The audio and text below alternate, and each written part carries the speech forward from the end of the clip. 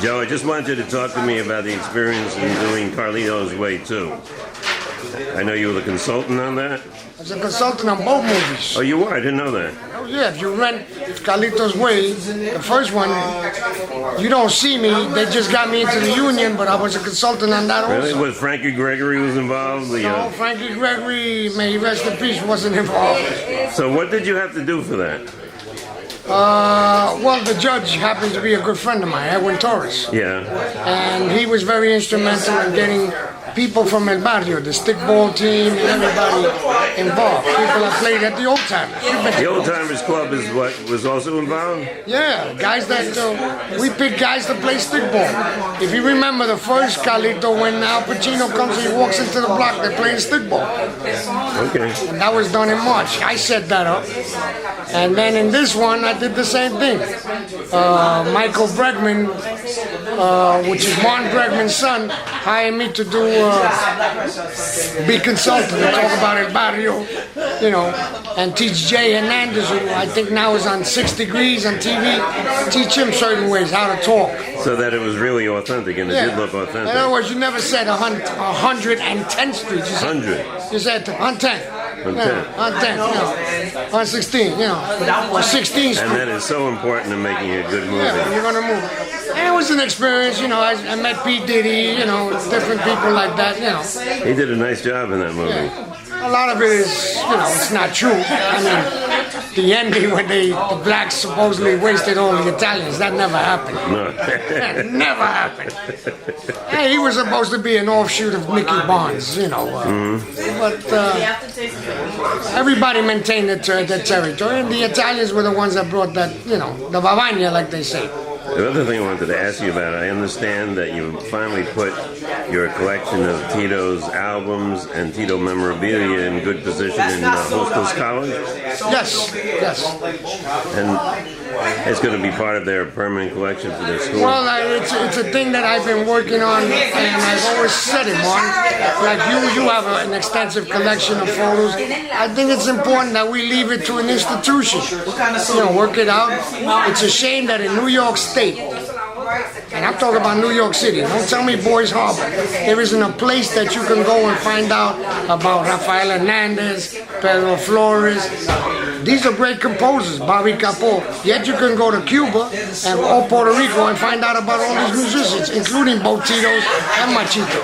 I'm very glad to hear that. When I heard that from, was it Jose Encarnacion? Yes. He told me about it. I thought it was a great thing to do. That's what we want to do, and they're going to house his collection, and Margie sanctioned it, which was very important. I got her blessing, and it's important. I think it's important that your son could go and find out on Tito Puente, or he wants to hear the original Oye Como Va, things like that, or see Tito, because you have an extensive collection of Tito's pictures. Of photographs, I have lots of pictures that I'm working toward putting together in a collection and hopefully a book. Yeah, so that's very important. I think that's very, very, very important. Well, also what I think is very important for somebody like yourself is your oral history should be documented in support of this, because you can tell a story that words in a book or photographs can't tell of, just like the humorous side or whatever. Pardon? I know that. People have always told me to do it. And, you know, Margie said, you should do it, Joe. You should write a book or something. My thing is that if I talk about Tito, I'm going to talk about everything. I think what should be told. The whole genius of who he was. Well, thank you very much, and we're going to have to go do more of this. And who has arrived here? And Giovanni, it's good to see you. And Matthew. Everything okay? That was another thing. I keep going to the mailbox and I say, Viv, did Ralphie's CD come yet? And no, she said, no, not here. No, he called and said that he was going to give it to him at the Ray Barretto tribute. Oh, okay. She didn't tell you that message? She didn't give you that message? No, she didn't give me that message. Okay. She forgot. All right, well, We're not perfect. Yeah, so where is it? It's coming. It's coming. It's in the mail. It's arriving tonight. My man. Much love, brother. Much love. Respect. Who's the videographer here? That would be Mateo. Mateo? Peace up. Magico. Peace up. Peace up, Magico.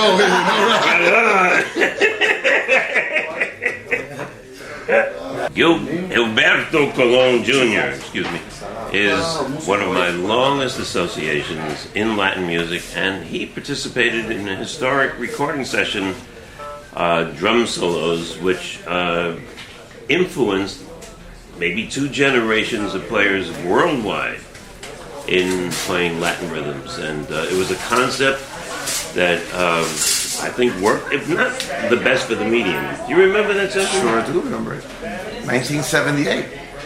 And talk about it as what you remember. I remember that we sat down with both Eddie Montalvo and myself, and we in turn got together with Charlie Santiago and developed this concept, this idea into a concept to make it a reality in the basement of your home. And we had a studio there, and the concept was to bring out the Eddie Montalvo and Charlie Santiago's solos, but utilizing a rhythm section, piano, bass, conga, and drum, and of course Charlie Santiago's overdubs and bongos, to play one side of the CD or the album those days was just a rhythm section, so that other percussionists could take solos, and on the other side was the solos, Eddie Montalvo and Charlie. And people just tell me to this day they still play along with it. In 1982, I went to Europe for a 9.5-week tour with the Machito Orchestra, and they came up to me and I did a clinic in Finland based on those solos. Okay, Now that makes me feel 82. good. Okay, So we way back. We be worldwide. Orestes Vilato is a legend in music. Barretto, virtuoso. I met him back when he was playing in the Palladium with Sadio Lopez. So the man goes back and he speaks to history. But he ain't that old. He ain't that old. He just was there a long time ago. I was too young. I was 7 years old when He was 7 years old at the Palladium. Anyway, he's here at Lehman College. We're going to make history again. And what was this? Santana. How many years you worked with Santana? Yeah, almost 9.5 years. 9.5 years in one of the most historic bands in history. Spread Latin music further probably than others in his form of Latin music. And Orestes was there with Armando and Raul. And through the times and the times and the times, always a friend of Mr. Cohen. And now we're going to turn the camera on another legend who has done something so important. The greatest bass player around today, and Nelson Gonzalez has in his resume doing something for me that really garnered critical acclaim. The Ready for Freddie album and Authority, which he put together, and well, Ready for Freddie, you made it bigger than I ever dreamt.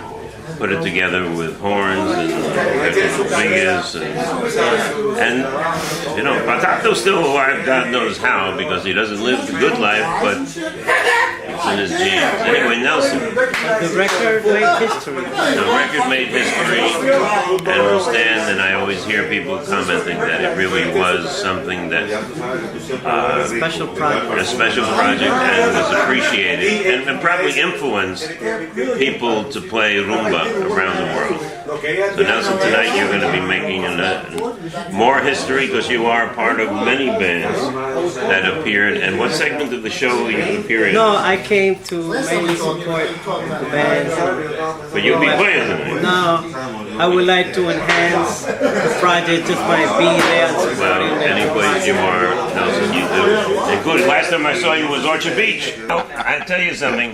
Benny, you said something to me at Orchard Beach that really touched my heart. Can you repeat it for the camera? You said something that was real. You said, why do guys like me? Because I was like, I really care. You said it in a nice way. I said that people think that he was in it for the money, but he cared, man. Believe me, he cared, and I saw it.